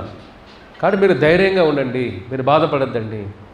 రాముల వారు ధైర్యం చెప్తారు ఇక్కడ తండ్రి దశరథుడికి. ఎటువంటి కొడుకు చూడండి, ఎటువంటి కోడలు. ఇదంతా చూస్తుంటే కానీ కైకేయి మనసు అయితే ఏమి చలించదు. అప్పుడే ఆర్డర్ పంపిస్తుంది ఆవిడ, సుమిత్రతో పంపిస్తుంది. నా కొడుకు భరత, శత్రువులు ఇద్దరు కూడా వెళ్ళి ఉంటారు, వాళ్ళ తాతగారింటికి వెళ్ళి ఉంటారు, వాళ్ళు కైకేయి వాళ్ళ నాన్నగారింటికి వెళ్ళి ఉంటారు, వాళ్ళిద్దరూ. వెంటనే వాళ్ళిద్దరిని తీసుకోరండి. దశరథుడు వేడుకుంటాడు, కైకేయి నువ్వు చెప్పించేస్తాను, భరతుడు వచ్చేంత వరకైనా రాముల వారు ఇక్కడ ఉండనివచ్చు కదా అయోధ్యలో, కొద్ది రోజులు నా బిడ్డను చూసుకుంటానే. ఎంత హృదయం విచారమైన బాధ కదా ఇది. భరతుడు వచ్చేంత వరకైనా వీడిని ఆపు, వచ్చాక రాముల వారు అడుగుకు వెళ్ళలే, అంతవరకు నా బిడ్డ నేను చూసుకుంటాను అని వేడుకుంటాడు కైకేయి. భరతుడు వచ్చిన తర్వాత అంతా వీళ్ళుంటే ఇక్కడ సీన్ మారిపోతుంది, కాబట్టి నేను ఒప్పుకోను, ఇప్పుడే వెళ్ళాలి అని అంటుంది. ఇంకా దశరథుడు కాక మళ్ళీ పడిపోతాడు. చూడండి, ఒక కుటుంబ బంధాల్లో ఎమోషన్స్ ఎలా ఉంటాయో చూడండి. ఇవన్నీ కూడా ఇది అయిన తర్వాత జరుగుతూ ఉంటే కౌశల్య ఇంకా దశరథుడు ఇంకా చీదరించుకుంటాడు కైకేయిని, ముఖమే చూపించదు నాకు, అసలు మనిషే కాదు అని తిట్టి కౌశల్య దగ్గరికి వెళ్తాడు. కౌశల్య దశరథుని చూసి ఆవిడ కోపం లావలాగా వచ్చేస్తుంది. ఇలాంటి కోరికలు ఎవరైనా ఒప్పుకుంటారా? చక్రవర్తి కదా, నీ కరుణ ఉందా కొద్దిగైనా బిడ్డ పైన? చక్రవర్తి నువ్వు అవుతాను అందరికీ పబ్లిక్ అని అనౌన్స్ చేసి ఒక క్షణంలో ఎలా ఒప్పుకున్నావు, ఇంత దాసుడైపోయినావేంటి, నువ్వు భార్య దాసుడైపోయినావే అని ఫుల్గా తిడుతుంది కౌశల్య. దశరథుడికి ఇంకా అక్కడ కూడా ఇంకా నేను చనిపోయినా పర్లేదు. అప్పుడు కౌశల్య కొద్దిగా అయ్యో ఎందుకు ఆ మాట అంటారు చూడండి, ఆవిడగా కొద్దిగా ఇంకా అది భార్య స్థానంలో ఉంది కాబట్టి దశరథుడు మళ్ళీ ఓదార్చే ప్రయత్నం చేస్తుంది. అప్పుడు దశరథుడు ఒక మాట అంటాడు, కౌశల్య ఎవరికి తెలియదు నీకు మాట చెప్తాను. నేను చిన్న వయసులో ఉన్నప్పుడు, పెళ్లి కానప్పుడు చిన్న వయసులో ఉన్నప్పుడు నేను అడవిలోకి వేటకి వెళ్ళేవాడిని. ఎవరికి తెలియదు, నీకు మాత్రం చెబుతున్నాను. వేటకి వెళ్ళినప్పుడు నాకు ఒక శక్తి ఉంది, ఏ వస్తువునైనా శబ్దం విని నేను బాణం వేయగలుగుతాను. కానీ ఒకరోజు రాత్రిలో వేటకి వెళ్ళాను. రాత్రిలో వేటకి వెళ్ళినప్పుడు ఒక శబ్దం వినపడింది, ఏనుగు నీరు తాగే శబ్దం వినపడింది అని నేను బాణం వేశాను. దశరథుడు బాణం వేస్తే అక్కడ ఏనుగు సౌండ్ రాకుండా ఒక పిల్లవాడు సౌండ్, మనిషి శబ్దం వచ్చింది. దశరథుడు కంగారు పడిపోతాడు, ఇదే మనిషి శబ్దం వచ్చింది ఏమిటి అని. ఆ శబ్దం ఎట్లా బాణం వేస్తాడు అట్లా శబ్దాన్ని బట్టి వెతుక్కుంటూ వెళ్తారు. వెతుక్కుంటూ వెళ్తే అక్కడ చిన్న పిల్లవాడు, వయసులో ఉన్న పిల్లవాడు, ఒక బ్రాహ్మణుడు పిల్లవాడు అక్కడ ఆ సరయు నదిలో కొండలతో నీళ్లు తీసుకోవడానికి వచ్చి ఉంటాడు. ఆ నీళ్ళ శబ్దం ఇతను ఏనుగు అనుకొని బాణం వేస్తాడు, అతను బలంగా గుచ్చుకునేస్తుంది. రాములు వారు ప్రాధేయపడతాడు, అయ్యా క్షమించు, నేను తెలియకుండా తప్పు చేశాను, ఇది నేను ఏనుగు అనుకొని బాణం వేసేసానే అని అంటే, సరే ఏం బాధపడద్దు, అక్కడ నా అమ్మానాలు ఉన్నారు, వాళ్ళు గుడ్డి వాళ్ళు, వాళ్ళకి నేను నీళ్లు తీసుకొని వస్తానని చెప్పాను, ఎదురు చూస్తూ ఉంటారేమో, నువ్వు ఈ నీరు కుండలు తీసుకుని వాళ్ళకి ఇవ్వయ్యా, ఈ బాణం చాలా నొప్పిగా ఉంది, బాణం తీసేయి అని అంటాడు. అతను ఒప్పుకోడు. రాములు దశరథుడు ఏమంటాడు, వద్దొద్దు, బాణం తీస్తే చనిపోతావు, కాబట్టి బ్రాహ్మణ హత్య అయిపోతుంది, కాబట్టి అది నాకు మహాపాపం అవుతుంది, నేను తీలేను అని అంటాడు. లేదు, నేనే స్వయంగా చెప్తున్నాను కదా నీకు తీయమని, నేను చనిపోయినా ఆ పాపం నీకు రాదు, హత్యలాగా అవ్వదు, నా కోరిక ప్రకారం ఈ బాధ తట్టుకోలేకపోతున్నాను. ఒకసారి అంటుంటారు కొంతమంది, ఆరోగ్యం భయంకరంగా చనిపోయినా పర్లేదు. మన సుప్రీంకోర్టు జడ్జిమెంట్ ఇచ్చింది, ఒక అబ్బాయి కోమాలోకి వెళ్ళిపోయాడు కొన్ని సంవత్సరాలు, ఇంకా అతనికి రాదు, ఇంకా లైఫ్ రాదు. వాళ్ళ తండ్రి చూడలేక సుప్రీంకోర్టుకి వెళ్తారు. రీసెంట్లీ రాష్ట్ర ఒక జడ్జిమెంట్ ఇది. సుప్రీంకోర్టుకి వెళ్ళి నా కొడుకుకి మీరు మర్సీ కిల్లింగ్ అంటే అతనే చనిపోయే ఒక అవకాశం ఇవ్వండి. సుప్రీంకోర్టు ఇస్తుంది, పర్లేదు అతను చనిపోయి, ఎందుకంటే అతను జీవోత్సవంలో ఉన్నప్పుడు చూసి బాధ తట్టుకోలేక పర్లేదు ఇంకా అతను జీవనం రాదు, మళ్ళీ ప్రాణం లేచి నిలబడే పరిస్థితి లేదు, కాబట్టి డాక్టర్లు కూడా సర్టిఫై చేసేస్తారు, సరే మీరు అతనే చనిపోయే విధంగా హక్కు కల్పిస్తుంది సుప్రీంకోర్టు. ఇక్కడ ఏమవుతుంది, ఆ పిల్లవాడు అదేవిధంగా నేను అడుగుతున్నాను కాబట్టి నీకు ఆ పాపం రాదయ్యా, బాణం తీసేయాలంట. తట్టుకోలేకపోతారు నొప్పి. అరే ఇంకా దశరథుడు ఎదురైన పరిస్థితుల్లో బాణం తీస్తే ఆ పిల్లవాడు వెంటనే చనిపోతాడు. చనిపోతే అతని యొక్క తపశ్శక్తికి తల్లిదండ్రులు సేవ చేస్తాడు కదా. చూడండి, అందరూ అనుకుంటారు తల్లిదండ్రుల సేవ అంటే ఏదో మనకు తక్కువ అంచనా వేయడం కాదు. తల్లిదండ్రులు సేవ చేసేటప్పుడు ఇటువంటి ఆ పిల్లవాడు సేవాభావంతో ఉన్నాడు. గుడ్డివాళ్ళు తల్లిదండ్రులు కూడా వెంటనే ఇంద్రుడు వస్తాడు ఆ పిల్లవాడిని తీసుకెళ్ళడానికి స్వర్గానికి. దశరథుడి ముందరే పిల్లవాడు ఆత్మ దేవత శరీరం వచ్చేసి స్వర్గానికి ఇంద్రుడు వెళ్తూ ఉంటాడు. తల్లిదండ్రులు అక్కడ గుడ్డి వాళ్ళు ఎదురు చూస్తూ ఉంటారు కదా. ఇక్కడ నుంచి దశరథుడే స్వయంగా నీళ్ళు తీసుకెళ్తాడు అక్కడికి. వాళ్ళు ఆప్యాయంగా మాట్లాడతారు. వాళ్ళ కొడుకు ఏమనుకుంటారు, గుడ్డి వారు కనపడదు కదా, ఎలా ఉన్నావు నాన్న, తీసుకొచ్చావా అని ప్రేమగా మాట్లాడుతుంటే దశరథ హృదయం బాధ మునిగిపోతాడు. అంటే ఏం చెప్పాలి సమాధానం వీళ్ళకి? నీరు ఇస్తారు ఫస్ట్. అమ్మా క్షమించండి, నేను మీ కొడుకుని కాదు, నేను దశరథుడిని, అయోధ్య చక్రవర్తి అని అంటాడు. అయ్యో నా కొడుకు ఏమైంది అని అడుగుతారు వెంటనే వాళ్ళు. నన్ను క్షమించండి, ఒక ఏనుగు అనుకున్నా నేను, అర్ధరాత్రిలో ఆ శబ్దాన్ని విని బాణం వేశాను, మీ కొడుకు తగిలింది తల్లి, కాబట్టి మీ కొడుకుని నేనే చంపేశాను, నన్ను క్షమించండి. రెండవది, నేను కావాలని చంపలేదు, అది పరిస్థితుల దృష్ట్యా యాక్సిడెంట్గా జరిగిపోయింది, నన్ను క్షమించండి అని వేడుకుంటాడు. సరే, ఆ శరీరం ఎక్కడుందో ఒక్కసారి మమ్మల్ని తీసుకువెళ్ళవయ్యా, నా బిడ్డని తాకాలి అని అంటారు. చూడండి, తల్లిదండ్రులకు శోధ కదా. సో ఇద్దరు తీసుకువెళ్తే వాళ్ళ అమ్మా నాన్నలు గుడ్డి వాళ్ళు ఆ బిడ్డ చెర పట్టుకొని ఏడుస్తూ ఏడుస్తూ ఏడుస్తూ ఉంటారు. అప్పుడు ఆ తల్లిదండ్రులు చెబుతారు, నువ్వు తెలియకుండా చంపావు కాబట్టి ఆ పాపం నీకు రాదులే. ఓకే. రెండవది, అజ్ఞానంలో చంపావు, అంటే ఏదో జంతువు అనుకొని చంపేస్తాం కాబట్టి అది కూడా మిమ్మల్ని క్షమించేస్తాం.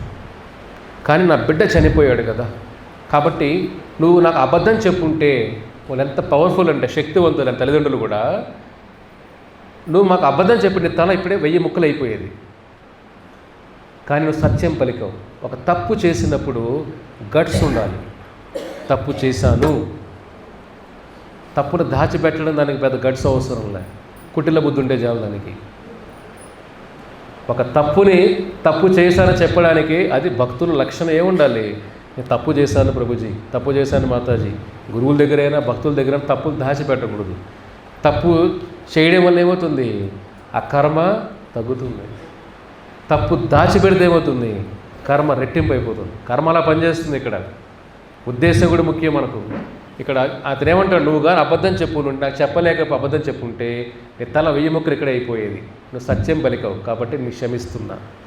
రెండవది, నువ్వు ఉద్దేశంతో చంపలేదు కాబట్టి అది కూడా క్షమిస్తున్నా.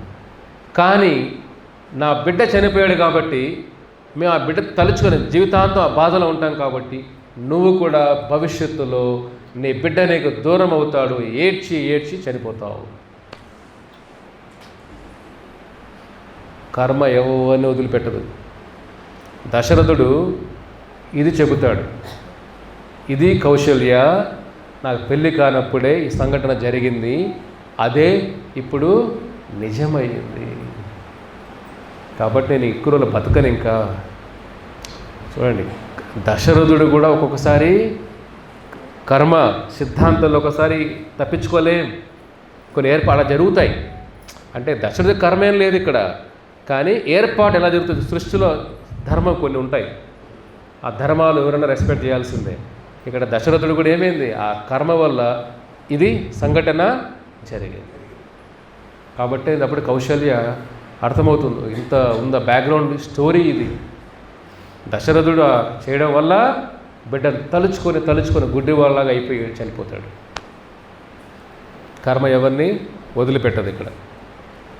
ఇంకా మీరు చూసారంటే ఈ ప్రయాణంలో రాముల వారు వెళ్ళేటప్పుడు దశరథుడు సైన్యాన్ని అందరినీ పంపిస్తాలని ప్రయత్నం చేస్తాడు.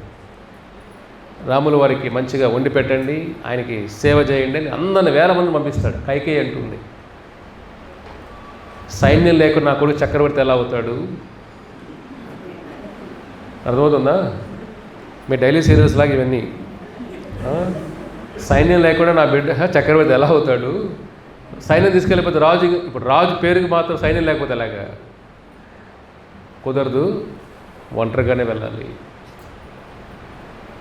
దశరథుడు మళ్ళీ పడిపోతాడు. ఏంటిరా బాధలు ఇవన్నీ కూడా? అర్థమవుతుందా? సంసార బంధాలు ఎలా ఉంటాయి? సంసారం చూడడానికి ఫోటోల్లో బాగుంటాయి, వాట్సాప్లో బాగానే ఉంటాయి, నవ్వుతూ అందరూ అలాగా సెల్ఫీలు తీసుకొని వెకేషన్ ట్రిప్పులు ఫోటోలు బాగానే ఉంటాయి, అంతే కదా? ఫ్యామిలీ ట్రిప్పులు అందరూ బాగానే ఉంటాయి, ఫోటోలో బాగున్నారు అందరూ. నిజమైన జీవితంలో బాగున్నారా చెప్పండి మీరు? ఫోటోలు అందరూ పెళ్లి ఫోటోలు బాగానే ఉంటాయి, కానీ వాళ్ళు బాగా నిజంగా బాగుండాలి కదా. అందరూ ఫోటోలో బాగున్నారు, లైఫ్లో బాధలతోనే ఉన్నారు అందరూ, అంత కరెక్టే కదా? జరిగేది ఇదే. తర్వాత కైకేయి దాన్ని కూడా ఒప్పుకోదు. ఇంకా అయోధ్య ప్రజలంతా కూడా రాములు వారిని వదిలిపెట్టరు. ఇంకా వాళ్ళ యొక్క సైన్యంలాగా వెళ్ళిపోతారు వెనకాలే, ఎక్కడ వెళ్తే అంత వరకు వెళ్తూనే ఉంటారు. రాములు వారు, నాకే ఫుడ్ లేదురా బాబు, మేమందరికి ఎలా పెట్టాలి ఫుడ్ నేను? అర్థమవుతుందా?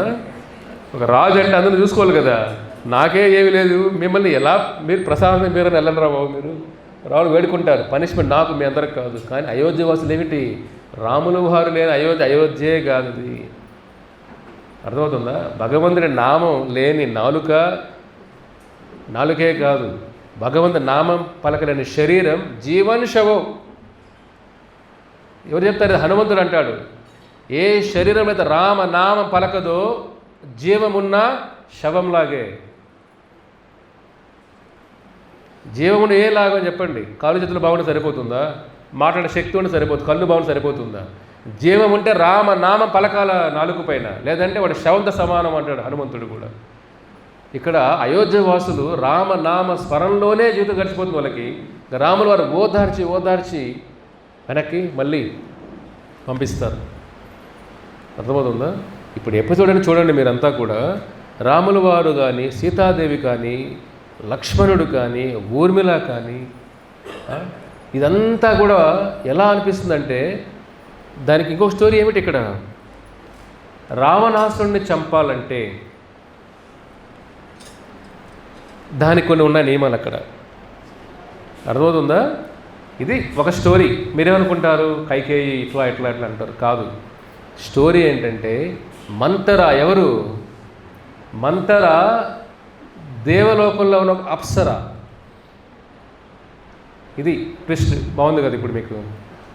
మంతర గురికి తిట్టేశారంతా మీరు. కాదు. మంతర ఎవరు? దేవలోకంలో ఉన్న అప్సర. దేవతలు మంతరాన్ని స్వయంగా ఆ రూపంలో అయోధ్యకి కైకేయిని పంపిస్తారు. మంతర నువ్వు చేయాల్సింది ఒకటే, కైకేయి బుద్ధి మార్చాలి. అందుకే మంతర సామాన్య వ్యక్తి కాదు, ఆవిడ ఆ దేవతల శక్తితో కైకేయి యొక్క హృదయాన్ని మారుస్తుంది. ఎందుకంటే ఇది మారితేనే, కైకేయి మారితేనే, రాములు వారు అడవిలోకి వెళితేనే రావణాసుడు హత్య జరుగుతుంది అక్కడ. ఇవి జరగాలంటే నువ్వే టర్నింగ్ పాయింట్ ఇక్కడ. కాబట్టి మంతర, రామాయణ టర్నింగ్ పాయింట్ ఎవరు? మంతర. అది కూడా ఏమిటి? భగవంతుని లీలలో ఆవిడ లేదంటే రామాయణమే లేదు. అర్థమవుతుందా? రాముల వారు వనవాసమే లేదంటే హనుమంతుడు లీల లేదు. అవునా కాదా? విభీషణుడు లేడు, అసలు రావణ హత్య జరిగేది కాదు. కాబట్టి ఇవన్నీ జరగడానికి బటన్ ఎవరు ప్రెస్ చేశారు? మంతర ప్రెస్ చేశారు. అర్థమవుతుందా? కాబట్టి మంతర దేవతలు ఆవిడ్ని ఈ లోకానికి పంపిస్తారు. చేయాల్సింది ఒకటే, కైకేయి బుద్ధిని మార్చు, రాముల వారిని అడవికి పంపించాలని. జరిగితేనే ఈ నియమాలను ఎందుకు అందుకోరు? కైకేయి ఎంత క్రూరం రా బాబు, ఫుడ్ కూడా వద్దంటుంది. మీకు అనిపించేది ఇవన్నీ, అవునా కదా? అనుకుంటారు కదా. కూరగాయలు ఎలా తింటారు 14 సంవత్సరాలు, అవునా కదా? ఇక్కడేంటిడా? అది కూడా ఏమిటి? రావణుని చంపే వ్యక్తి ఫస్ట్ ఒక మనిషే ఉండాలి, మానవుడే ఉండాలి. దేవతలు చంపలేరు రావణుని. అర్థమవుతుందా? ఒక మానవ రూపం, సహజమైన మానవ రూపంలోనే ఉండాలి ఫస్ట్. అది. రెండవది ఏమిటి? 14 సంవత్సరాలు ఆహారం, ధాన్యం ముట్టకూడదు. 14 సంవత్సరాలు కాయగూరలు, రూట్స్, వేర్లు తినే ఉండాలి రావణుని చంపాలంటే. అది కూడా దాంట్లో భాగమే. అర్థమవుతుందా? మూడవది, సుఖాలకి దూరంగా ఉండాలి. ఒక తపస్సు ఋషిలాగా ఉండాలి. 14 సంవత్సరాలు రాములు వారు సుఖానికి దూరంగా ఉన్నారు, ఆహారానికి దూరంగా ఉన్నారు. అవునా కదా? రాజరికానికి దూరంగా ఉన్నారు. కాళ్ళకి స్వామి పాదాలకి చెప్పులు కూడా వేసుకోలేదు. అర్థమవుతుందా? అంటారు సీతాదేవి, నీ పాదాలు గుచ్చుకుని అడవులు నడవలే, ముళ్ళులన్నీ ఉంటాయి. చూడండి, చెప్పులు లేకుండా స్వామి 14 సంవత్సరాలు నడిచారు. ఇవన్నీ ఎందుకు? రావణ్ణి చంపాలంటే ఇవన్నీ కండిషన్స్ కలవాలి. 14 సంవత్సరాలు ఒక ఋషిలాగా జీవించాలి. 14 సంవత్సరాలు ధాన్యాలు ఏ ముట్టకూడదు, కాయగూరలు మాత్రం తినే విధంగా ఉండాలి. 14 సంవత్సరాలు సుఖాలకు దూరంగా ఉండాలి, ఒక తపస్సులాగా ఉండాలి. అటువంటి ఉన్న గుణాలు ఉన్న వ్యక్తే రావణ్ణి చంపే శక్తి వాళ్ళ దగ్గర ఉంటుంది. కైకేయి చెప్పిన నియమాలన్నీ ఏమిటి? రావణ్ణి చంపడానికి ఆశీర్వాదాలు ఇవి. అర్థమవుతుందా? ఒక కష్టం వస్తే దాన్ని ఏమనుకోవాలి మనం? ఆశీర్వాదం అనుకోవాలి. ప్రభుపాద గురువు గారు చెప్తారు, Krishna's pleasure to displease you it is the greatest blessing upon you. అంటే కృష్ణుడి యొక్క ఆనందం నీకు దుఃఖాలు ఇవ్వడం అంటే అది నీకు భగవంతు ఇచ్చిన గొప్ప ఆశీర్వాదం అనుకోవాలి అని అంటారు ఆయన. అర్థమవుతుందా? మనకు దుఃఖాలు ఇవ్వడం కృష్ణుడికి ఆనందం అంటే కృష్ణుడు ఆనందంగా ఉన్నాడు కదా, ఓ వెరీ గుడ్ కృష్ణ, దుఃఖాలు అయినా పర్లేదు, ఆ భావన ఉండాలి భక్తుడు అంటే. కృష్ణ నాకు దుఃఖాలు ఇస్తావు, కష్టాలు ఇస్తావు, జపం చేస్తున్నా, ఉపవాసాలు ఉన్నా, డొనేషన్ ఇచ్చాను, మెంబర్షిప్ తీసుకున్నాను, నువ్వు ఎక్కడ ఉన్నావు, ఇవన్నీ అడగకూడదు. అర్థమవుతుందా? కృష్ణుడి ఎలా ఉండాలి భావన? కృష్ణ నన్ను ఏడిపించడమే నీకు ఆనందం వస్తే, నీ ఆనందమే నాకు కావాలి కృష్ణ, నీ బాధ నేను పడతాను కృష్ణ. ఇది భక్తుల భావన. అర్థమవుతుందా? ఇక్కడ రామచంద్రులు అంత బాధలు పడినా కానీ ఏ క్షణంలో కూడా కోపం రాలా తండ్రి పైన. కైకేయి పైన కూడా కోపం లేదు ఆయనకి.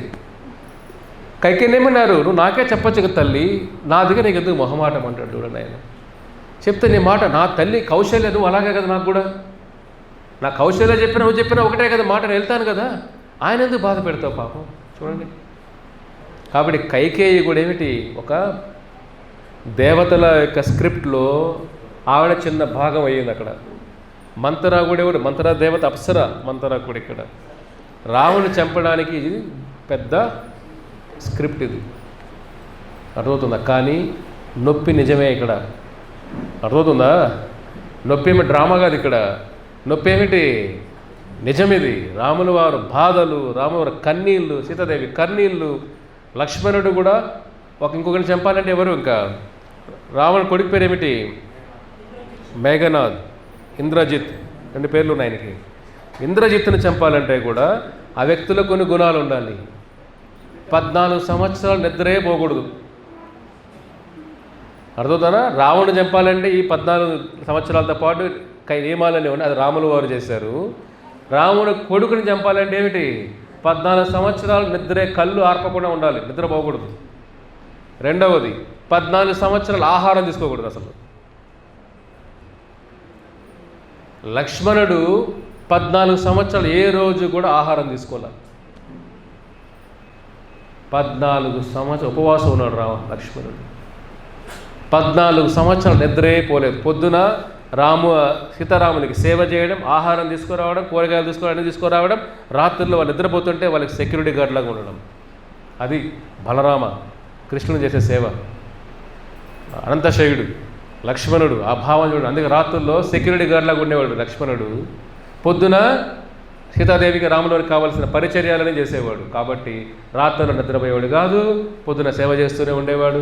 ఎప్పుడు 14 సంవత్సరాలు నిద్ర లేకుండా, ఆహారం లేకుండా ఆయన జీవితం సాగింది. కాబట్టి రావణుని కొడుకుని చంపే యొక్క శక్తి లక్ష్మణుడికి ఉంది. అర్థమవుతుందా? కాబట్టి రామాయణం ఊరికే మీరు సినిమాలు చూసి నేర్చుకోవద్దండి. వాల్మీకి గొప్ప ఆచార్యులు, వాళ్ళు ఏం చెప్తున్నారు ఇక్కడ. కాబట్టి మనిషి మీరు కష్టాలు వచ్చినప్పుడు తొందరగా దాన్ని కృంగిపోయి దాన్ని జీవితాన్ని అయిపోయినా అనుకునేస్తుంటారు. భగవంతుడు మనం నేర్పిస్తున్నాడు ఇక్కడ. కష్టాలు ఎప్పుడు ఎవరి రోజులు వస్తాయి, మనం ఎవరు ఎక్కువ ప్రేమిస్తామో వాళ్ళ ద్వారా ఎక్కువ కష్టాలు వస్తాయి. అవునా కదా? ఎంత మీరు ప్రేమ ఇస్తారో వాళ్ళకి కష్టాలు కూడా అంత ఆపోజిట్ వస్తాయి. మీరు ఎంత ఇష్టపడతారో వాళ్ళు ఒక మాట తట్టుకుంటారా? మీరు గుండెలు కోసేట అనిపిస్తుంది ఇష్టపడిన వాళ్ళు మనం అవమానించారని. అంతే కదా? ఇక్కడ చూడండి, దశరథుడు ఎంత ప్రేమించాడో కైకేయిని. ఆ కైకేయి దశరథుడు హృదయాన్ని ముక్కలు చేసేసింది. ఆ కైకేయి వల్ల దశరథుడు చనిపోయాడు కూడా. ఎంత ప్రేమించాడో ఆవిడే దశరథుడి చావుకి కారణమైంది. అవునా కదా? ఇంకొకటి ఏమిటి ఇక్కడ, ఒకవేళ కష్టాలు వచ్చినప్పుడు కూడా ఒక మనిషిలో భావన ఎలా ఉండాలంటే భగవంతుడి యొక్క నామశక్తి. సీతాదేవి ఈ వనవాసం 13 సంవత్సరాలు వనవాసం అయిన తర్వాత 14వ సంవత్సరంలో లంకకు వెళ్తుంది, కిడ్నాప్ చేసినప్పుడు రావణుడు. ఆ 14వ సంవత్సరం కూడా ఆ తల్లి రాముని వారి యొక్క నామస్మరణ చేస్తూనే ఉన్నది ఆవిడ. అర్థమైందా? సీతాదేవికి ఆహారం ఏమిటి? సీతాదేవి కూడా ఏది ముట్టలేదు. లంకలో ఉన్నప్పుడు ఆ తల్లి నీరు ముట్టలేదు, అసలు స్నానమే చేయలేదు, అలంకరణ పక్కన పెట్టండి, ఆహారం కూడా తీసుకోలేదు, రామని స్మరణ చేస్తూనే 11 నెలలు ఆ తల్లి అలాగే బతికింది. అర్థమైందా? ఇక్కడ ఒక రామనామ శక్తి, హనుమంతుడు ఒకటే కాదు, సీతాదేవి కూడా రామనామ శక్తితోనే ఆవిడ జీవం అట్లాగే ఉన్నది ఆ తల్లికి. కాబట్టి రాములు వారు ఆ వెళ్ళే ప్రయాణం అంతా కూడా గుహ, అది దాడుకుంటున్న గుహ కలుస్తారు కదా. ఆ గుహ కలిసేటప్పుడు కూడా ఎంతో అతను రాముల వారిని చూసి, మా ట్రైబల్ కమ్యూనిటీ రాజు ఆయన, ఇక్కడికి వచ్చావా స్వామి అని అంత పరమాణాలన్నీ పెట్టిస్తుంటే రాములు వారు ఏది తాకరు. ఏం చెప్తారంటే, ఇవన్నీ కూడా అయోధ్య వాసులకు పెట్టేసేయండి, నాతో పాటు వచ్చి వారు ఆకలిగా ఉన్నారు, నాకు కాయగూరలు పండ్లు చాలు అంటాడు. అక్కడ కూడా స్వామి తాకల. ఇది నియమంతో పాటిస్తున్నాను అని అంటారు. చూడండి, ఇంద్రియ నిగ్రహం కూడా ఉండాలి మనకు. భక్తిలో ముందుకు వెళ్ళాలంటే కొన్ని ఇంద్రియ నిగ్రహం కూడా ఉండాలి. మనకు కూడా చాలామంది సలహాలు ఇస్తూ ఉంటారు మంత్రాలాగా. చాలామంది భక్తికి దూరం చేసి సలహాలు ఇస్తారు. మీరు నామం పెట్టుకున్నా కొంతమంది హేళన చేస్తారు, ఉపవాసం ఉంటే కొంతమంది హేళన చేస్తారు, మీరు హరినామం జపం చేస్తే హేళన చేస్తారు, బ్రహ్మముహూర్తం నిద్రలు వేస్తుంటే హేళన చేస్తారు, మీరు సంకీర్తన అలాగ రోడ్ల పైన వెళ్తే హేళన చేస్తారు. ఇవన్నీ మంతరా బుద్ధులు ఇవన్నీ కూడా. కాబట్టి అలాంటివన్నీ పట్టించుకోకూడదు మనం. అర్థమవుతుందా? అలాంటి సలహాలు దూరం పెట్టేయాల. కాబట్టి మీకు ఎవరైనా భక్తికి దూరం చేస్తున్నారంటే వాళ్ళు మంతరాతో సమానం. వాళ్ళు అది భార్య అయినా భర్త అయినా బిడ్డ అయినా భగవంతుడు దగ్గర చేసే ఉండాలి. ఏ బంధమైనా కూడా వైకుంఠం తీసుకెళ్లే విధంగా ఉండాలి. బంధాలంటే వైకుంఠం దూరం చేయకూడదు. బంధాలన్నీ కూడా ఆ బంధాలు ఉన్న ఉపయోగం ఏమని చెప్పండి? అన్ని జన్మల్లో బంధాలు తీసుకొని వచ్చాం కాబట్టి ఇంకా ఈ జన్మలో ఇక్కడ మనం కష్టాలు పడుతున్నాం. ఈ జన్మలైనా నేర్చుకోవాలి కదా మనం. తల్లిదండ్రులు, భార్య, భర్త, బిడ్డలు, ఈ బంధాలన్నీ కూడా తాత్కాలికమే. ప్రభుపాదులు అంటారు, ఒక కుటుంబ బంధాల్లో ఎన్ని కష్టాలు ఉంటే రామాయణం అన్నీ నేర్పిస్తుంది. ఒక భార్య వల్ల కష్టాలు నేర్చుకున్నారు కదా, భర్త వల్ల కష్టాలు. దశరథుడు భర్తగా ఉండడం వల్ల ఏమైంది? కౌశల్యకి బిడ్డ ధనం అయిపోయింది. అవునా కదా? తల్లికి ఒక తల్లిదండ్రుల కష్టాలు ఎవరికి వచ్చాయి? అవన్నీ రాముల వారికి, లక్ష్మణుల వారికి. అవునా కదా? ఆయన ఎప్పుడో కోరిక, ఇప్పుడు ఆయన ఎప్పుడో వరం ఇస్తే ఈ వరంకి ఇచ్చి ఇప్పుడు అడగడం ఏమిటి? నేను పోవడం ఏంటి వనవాసాలకి? మీలో మీరు చెప్పండి రేపు వెళ్ళి, నాన్న అప్పుడు వరం ఇచ్చాను మీ అమ్మకి, ఏదైనా కొద్దిగా ఇబ్బంది పెట్టిన పిల్లల్ని ఒప్పుకుంటారా? నీ వరాలు ఇవన్నీ ఏంటయ్యా బాబు, నువ్వు నాకు కష్టం వస్తే వాళ్ళకి కష్టం రాకూడదు ఇక్కడ, అంతేనా? నువ్వు కష్టాలు పడు పర్లేదు, నువ్వు ఏడు పర్లేదు, బాధలు పడు పర్లేదు, నాకు ఆ బాధలు ఇవ్వద్దు. నువ్వు బాధలు కూడా పైకి వచ్చావు, నేను మళ్ళీ బాధలు పడాలి ఇప్పుడు? నేను పడను. ఇది కలియుగ బిడ్డలు. రాముల వారు ఏం చేస్తారు? తల్లిదండ్రులు చేసిన తప్పులు కూడా 14 సంవత్సరాలు ఆయన ప్రేమగానే అనుభవించాడు కూడా.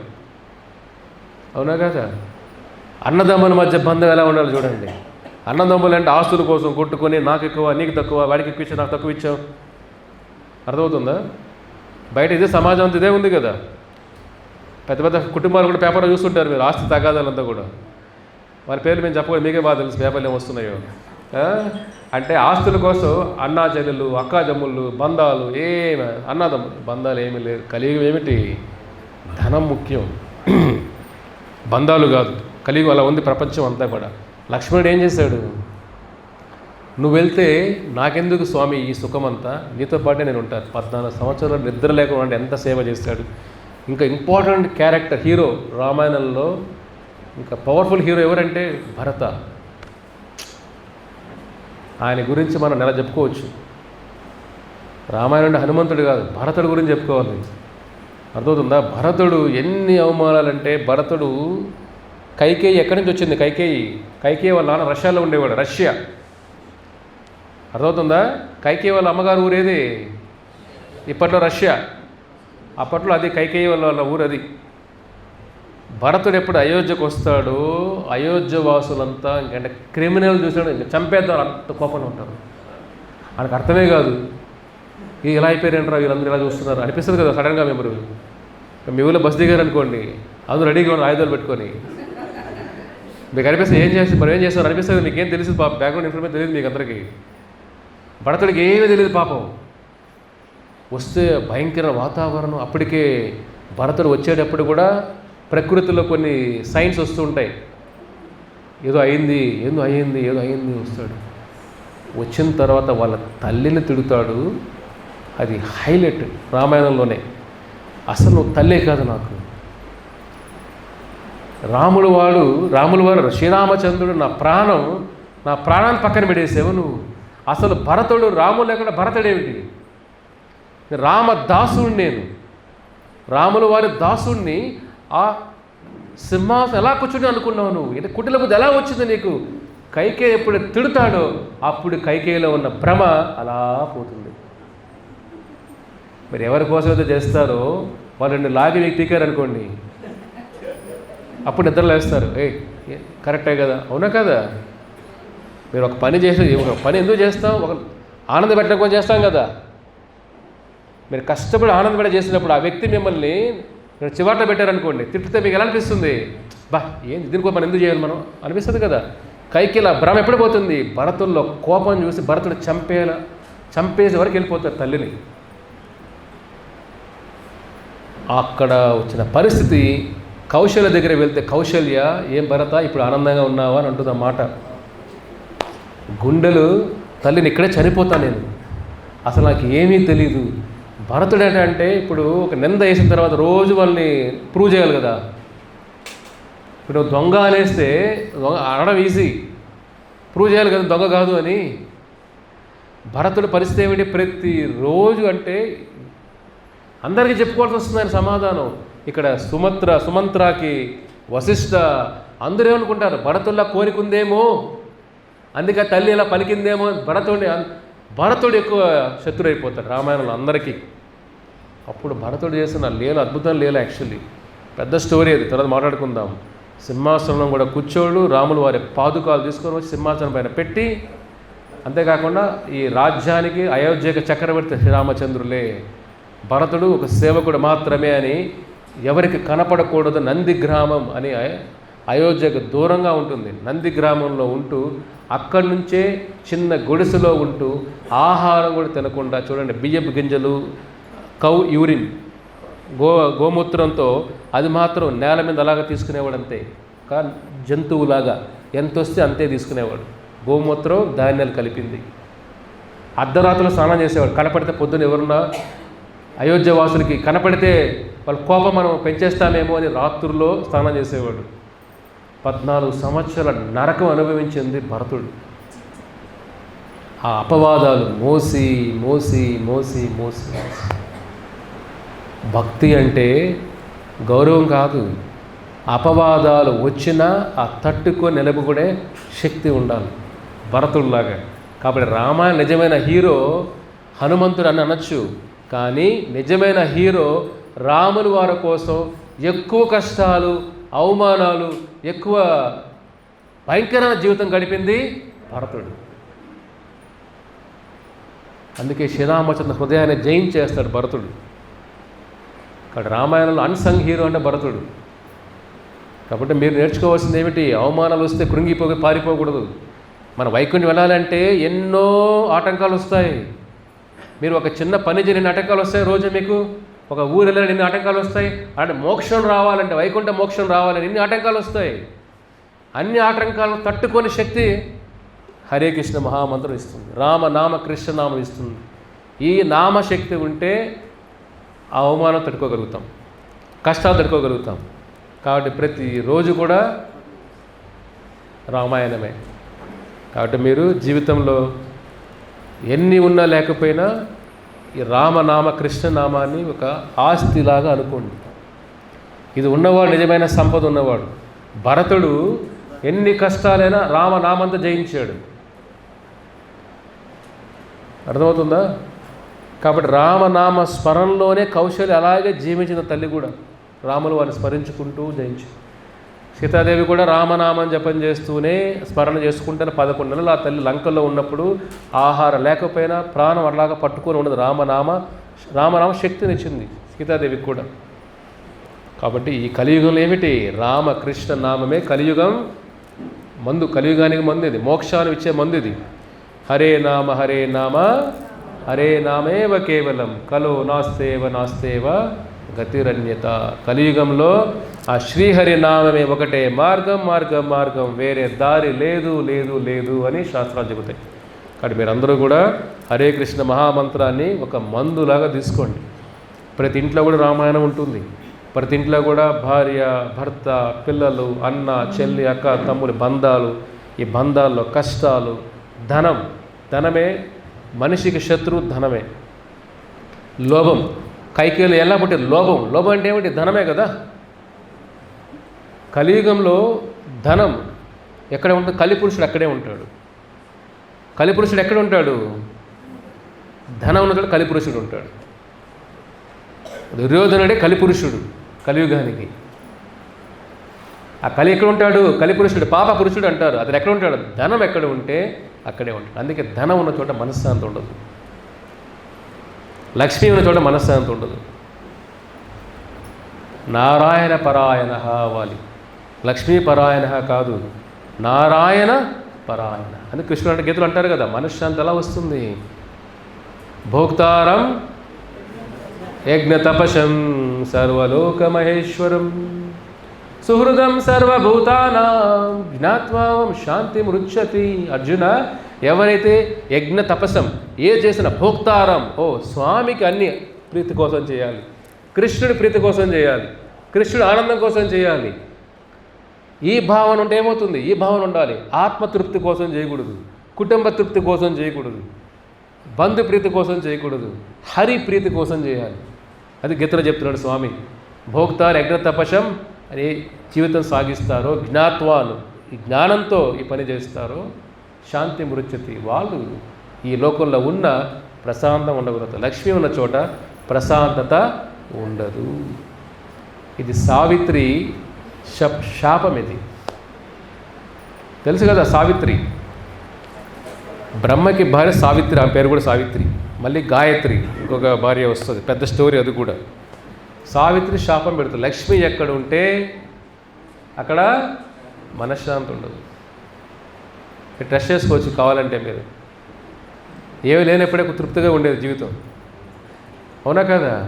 ఒళ్ళ మీద కొద్దిగా బంగారు పెరిగినా కానీ, బ్యాంకులో కొద్దిగా బ్యాలెన్స్ పెరిగినా కానీ, ప్రాపర్టీలు కొద్దిగా పెరిగినా కానీ మనశ్శాంతి ఉంటుందా? ఎవరు ఉంటుందని చెప్పింది? ఆయన అన్నీ తీసుకొని రండి ఒకసారి. జాగ్రత్త స్వామి, జగన్నాథ్ చూస్తున్నాడు నిన్ను, ఉంటుందంటావు, ఉండదు, రేపటి లేకుండా అయిపోతావు, జాగ్రత్త స్వామి నువ్వు. ఎందుకంటే సృష్టి ధర్మం ఇది. ఇవన్నీ ఉన్న చోట ఏమవుతుంది? దాన్ని కాపాడడం కోసం, దాన్ని పెంచుకోవడం కోసం, అర్థమవుతుందా? దాన్ని వృద్ధి చెందడం కోసం, దాన్ని కాపాడడం కోసం, దాన్ని పంచడం కోసం, అవునా కదా. కాపాడుకోవాలి, పంచుకోవాలి, అనుభవించాలి. ఇవన్నీ ఉన్నప్పుడు మనశ్శాంతి ఎక్కడ ఉంటుంది? నీకు మనశ్శాంతి ఉండదు. కాబట్టి నారాయణ పరంలో అవ్వాలి మనం. లక్ష్మీపరాయణ, లోకమందు లక్ష్మీపరాయణులే ఉండేదంతా కూడా. తృప్తిగా అనుకోవడం కూడా ఏమిటి? అదొక మూర్ఖత్వం కూడా.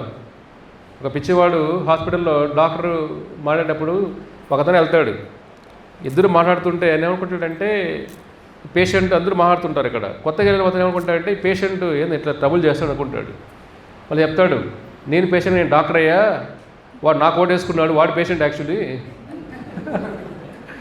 అర్థమవుతుందా? వీడు అంటున్నాడు, మందులు వేసుకున్నావా చూసేవాళ్ళు ఏమనుకుంటారు? ఇతను డాక్టర్ పేషెంట్ అనుకుంటారు. అక్కడ రివర్స్ ఏంటి? అక్కడ పేషెంట్ చెప్తున్న డాక్టర్కి. కలియుగంలో ఏమిటి?